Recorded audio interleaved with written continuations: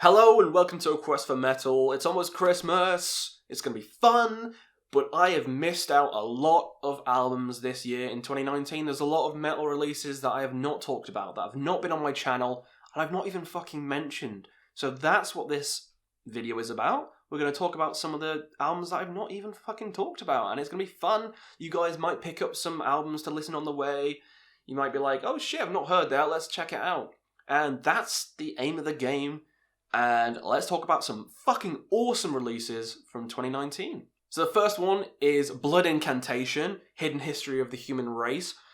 Fucking amazing album, and I wanted it on my top 20. It should have been on my top 20, but it came out after I fucking did the list, which is stupid of me. Another one did that as well, which I'll talk about later, but I love this album. This album is fantastic. 9 out of 10. Easily 9 out of 10. There's only a couple of songs on the album, but they all pack a punch and they all deliver something unique. It's a unique kind of style of, like, cosmic death metal, technical kind of death metal, and it's kind of proggy as well. It's a nice kind of mixture, and there's a really fucking long song in it, which is amazing. But I think my favourite song is the Giza Power Plant. I just really love the riffage in that song. It's so cool. I love this kind of cosmic death metal, and that's not the only cosmic kind of death metal we're going to talk about.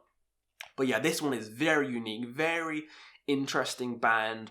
Love them, but the last album, Starspawn, is probably a little bit better. But this one is still a fantastic release from a band, and I hope they keep releasing more content like this because it is right up my alley. I love how unique it is. So yeah, 9 out of 10 album from Blood Incantation. You should definitely check it out because the hype is there, and it is justified because it's amazing. Next up, Tomb Mold with Planetary Clairvoyance.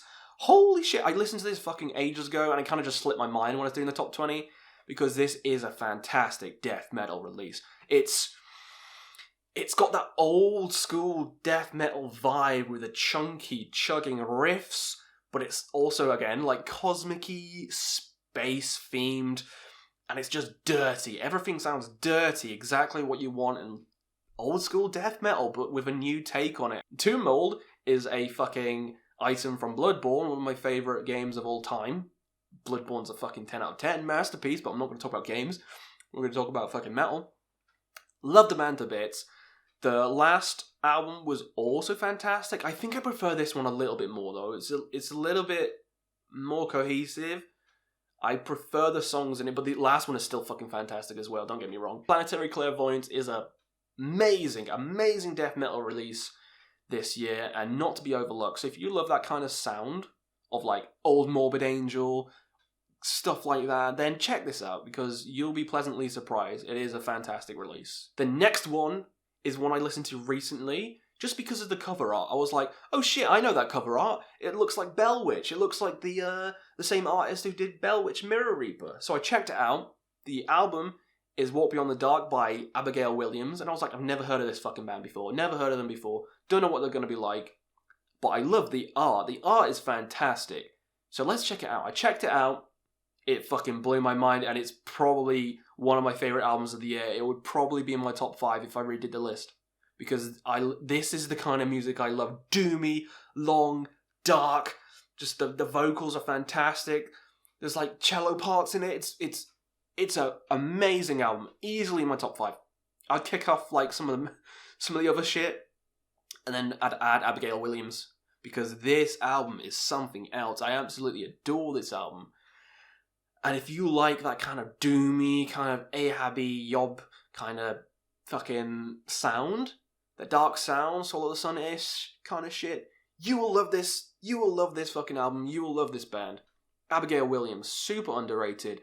Please check this album out because it's a fucking masterpiece. 10 out of 10 for Abigail Williams. Speaking of the same fucking artist, my friend showed me Khan with Mizmor. I think, probably butchering that, but it's the same fucking art, and I love this art. This art is fucking phenomenal. I might do a video on art.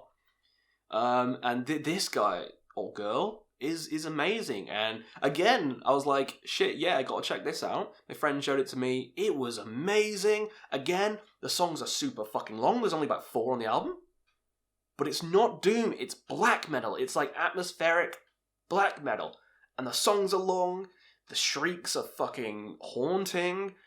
It's just, if you like atmospheric black metal, check this out. Check Khan out, because this album is amazing. I think I prefer Abigail Williams. Just a little bit more, but this one is still worth your time, and still a fucking 8.5 out of 10. I really love this album. So yeah, if you ever see this fucking artist doing albums, then yeah, go check the albums out, because they're probably fucking amazing. Next up, a big release. Some people's top 10s of the year, and that's Cattle Decapitation, Death Atlas. I don't think it's as good as their other two albums, in my humble opinion, but it's still a fantastic album nonetheless. It's an amazing album, the songs kick fucking ass. The longest song, Death Atlas, is probably my favourite Cattle Decapitation song of all time. I really adore that song, it's so good. It's just because there's a doomy section in the middle and it slows down, that's why I love it. Because I love shit like that. But there's a lot of interludes in it, and I fucking hate that. And I don't think it flows as well as the last couple of albums, in my opinion. I think those are better. Those are like fucking 10s or 9s out of 10. This is like an 8.5, same as Khan. I don't think it's as amazing as some people say, but it's still a great album and very, very worth your time, in my opinion. Definitely check out Death Atlas. It wouldn't make my top 20. I'm going to be honest, it wouldn't. Because all these other bands I just mentioned, I prefer their albums. But this is still a fantastic album, and it'd probably make my top 30, because it's a great fucking album. But yeah, still fun, so yeah, check it out if you've never heard it, but it's a big release at the moment, and most people have heard it, so amazing album, Death Atlas. Next, we have a kind of unique band, Obsequies, I don't know if I said that right, The Palms of the Sorrowed Kings. And this came out of fucking nowhere. It's like a folky, black metal, atmospheric kind of shit. And I was just like, I've never heard this band, don't know what to expect. Listened to the whole thing, and I was blown away. This is a fantastic fucking release by a band I never even knew existed. If you like folky kind of black metal, you'd love this. You'd love this, but it's like emphasis on the folk element, because there's a lot of fucking like instrumental shit and stuff like that on this album, but there's like birds chirping, nature shit in the background. It's just so relaxing and so nice to listen to. I would highly recommend this album to people who don't know the band, don't know anything about it, just jump into it. I'm not going to say anything else, just listen to the album and find out for yourself, because it is a great release and one of the best of 2019 in my opinion. Next up, kind of a different kind of band, a deathcore band, Fit for an Autopsy, The Sea of Tragic Beasts. I've been getting into deathcore recently. I've kind of like just dismissed it because it's core. It has core in the fucking name, so I was kind of like, eh. But I've stopped being a dickhead and I started listening to core, and deathcore's I actually really enjoy. Like, I enjoyed Whitechapel's album this year. It's fucking amazing. Love it. I enjoyed Infinite Annihilators. Fucking amazing. My number one played album of the year is Infinite Annihilator, which is crazy. But Fit for an Autopsy is a deathcore band, and I kind of overlooked them. This is the first album I heard by them, and it blew me away. I fucking love this album. I love all the unique kind of fucking things in this album. I love his clean vocals. I love his harsh vocals. I love the breakdowns. I just love this album. I think they're an amazing band. If you just dismiss them because it has core in the fucking name, then you're doing yourself a disservice, because this album is fucking phenomenal. Sea of Tragic Beasts, just listen to the single. It is awesome.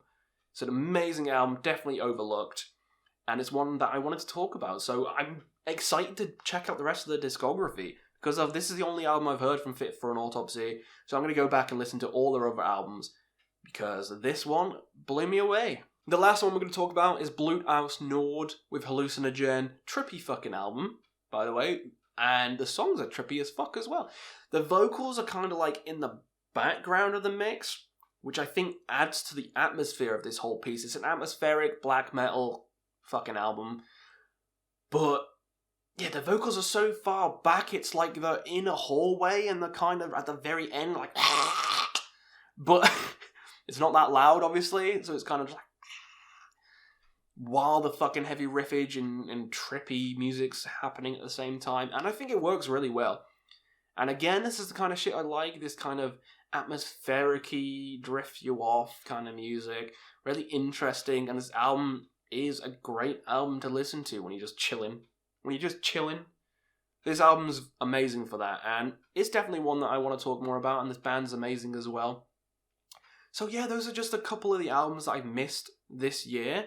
They're all amazing. You should check them all out. Give them a chance. You might fucking hate them, but at least you're giving them a chance, you know? Like, deathcore, like, I didn't give them a chance, and then I have recently, and now I fucking love them, so give every music a chance. Give everything a chance.